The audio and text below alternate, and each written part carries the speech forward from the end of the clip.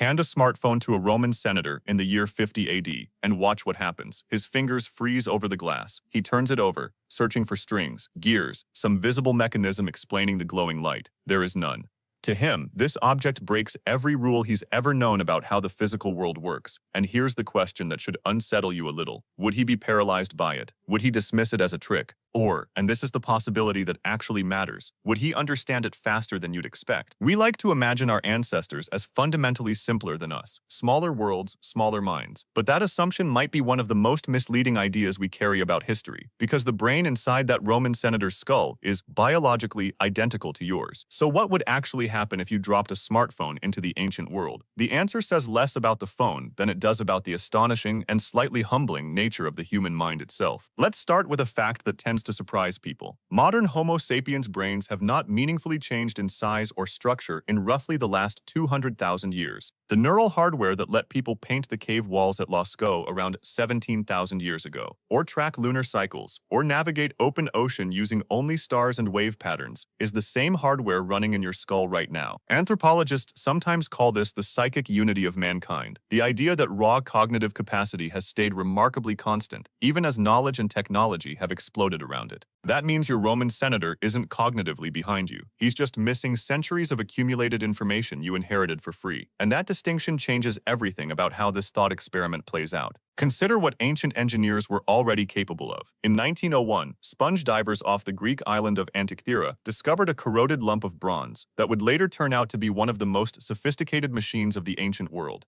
The Antikythera mechanism, dated to roughly the 2nd century BC, contained over 30 precisely cut bronze gears designed to predict eclipses and track the movements of celestial bodies. Researchers studying it, including physicist Derek de Solla Price in the 20th century, described it as staggeringly advanced for its era. Nothing else of comparable complexity would appear in the historical record for over 1,000 years. So the idea that ancient people were incapable of engineering brilliance simply isn't true. They understood gears, ratios, astronomy, and mechanical prediction. What they lacked wasn't intelligence.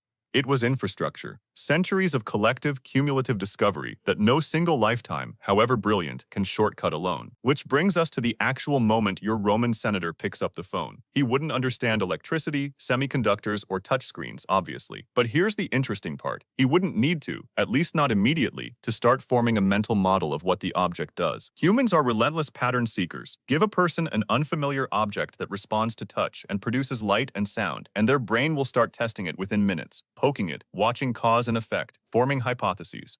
This is exactly what happened, documented by anthropologists, in one of history's strangest and most revealing case studies, the cargo cults of Melanesia. During the Second World War, isolated island communities in the Pacific, places with little to no prior contact with industrial technology, suddenly watched massive military airbases appear on their shores. Airplanes landed carrying crates of food, tools, and supplies. When the war ended and the bases were abandoned, some communities began constructing elaborate replicas, wooden control towers, mock airstrips, effigy airplanes, performing the rituals they'd observed in hopes that the cargo-bearing planes would return.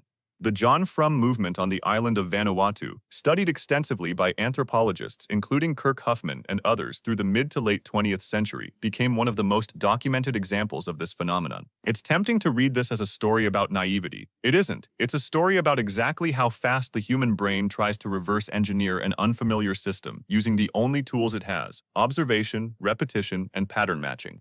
Give the mind an unexplained cause and effect, and it will build a theory, every time, in every era. So what theory would your Roman senator build, watching a smartphone light up in his palm? Historical accounts suggest people confronting radically unfamiliar technology don't default to blank confusion. They default to the closest existing category they have. Early written reactions to photography in the 19th century, for instance, sometimes describe the process in almost otherworldly terms, as capturing a piece of a person's likeness in a way no one could fully explain, because there was no existing framework for what a photochemical image actually was. The astronomer and writer François Arago, presenting the daguerreotype process to the French Academy of Sciences in 1839, had to spend considerable effort simply explaining that the images were the result of optics and chemistry, not some inexplicable phenomenon. This pattern has a name. Science fiction writer and futurist Arthur C. Clarke articulated it in 1962 as what's now known as Clarke's third law. Any sufficiently advanced technology is indistinguishable from something inexplicable.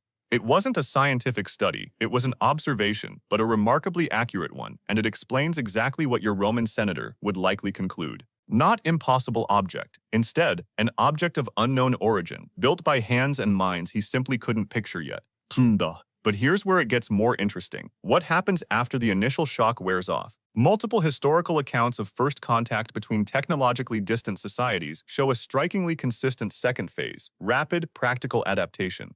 Indigenous communities across the Americas and Pacific, once exposed to metal tools, horses, or firearms, frequently integrated and even improved upon the new technology within a single generation, despite having no prior conceptual framework for it. The Comanche, for example, became so skilled on horseback within decades of first encountering horses, reintroduced by Spanish colonizers in the 16th and 17th centuries, that they transformed into one of the most formidable mounted societies in North America. This is the part that should reshape how you think about your Roman senator. Give him 30 seconds of shock, and then give him 30 minutes of hands-on experimentation, and there's a strong chance he'd figure out how to swipe, tap, and unlock basic functions, not because he understands physics. Because his brain is built, like yours, to extract patterns from repeated cause and effect faster than almost anything else in the animal kingdom. What he would never independently reconstruct, of course, is why it works. And this is where the real gap between his world and yours opens up. Not in raw intelligence, but in accumulated, inherited understanding. You don't understand how a smartphone works either. Not really. You didn't invent the transistor, you didn't design the lithium-ion battery, or write the software stack running underneath the app icons. You've simply inherited thousands of collaborative discoveries made by people who died long before you were born, packaged into something you can use without needing to understand. In that sense, you and the Roman senator aren't as different as you think. You're both operating technology, built on knowledge you didn't personally create. The only difference is how much of that inherited knowledge each of you has access to. This raises an uncomfortable, fascinating possibility. If a person from 2,000 years ago could adapt to touchscreen technology within an afternoon, what does that suggest about intelligence versus infrastructure across all of human history? It suggests the difference between an ancient civilization and a modern one was never really about brain power. It was about the size of the shared cumulative library of knowledge each generation gets to stand on. There's a term historians and cognitive scientists sometimes use for this: cumulative culture. Unlike most animals, humans don't just learn individually. We ratchet knowledge forward, generation after generation, rarely losing what was discovered before. A chimpanzee troop might use a stick to fish termites out of a mound, and that skill might pass through the group. But no chimpanzee troop in history has ever built on that discovery to invent, centuries later, an electron microscope. Humans do exactly that, relentlessly, across millennia. The smartphone in your pocket isn't a triumph of any single human mind. It's the visible tip of roughly 10,000 years of accumulated ratcheting knowledge, from the invention of writing to the discovery of electricity to the development of semiconductors in the 20th century. So would your Roman senator understand a smartphone? Not the science behind it. Almost certainly not. Not without years of foundational education he simply never had access to. But the object itself, its basic function, its cause and effect, historical and anthropological evidence suggests he'd get disturbingly close, disturbingly fast. He'd probably freeze first, then quietly start figuring out how to use it. And that should change the way you look at the device in your own pocket. It's easy to feel like modern humans stand at the peak of some evolutionary climb, effortlessly superior to the people who came before us. But the truth is stranger and more humbling than that.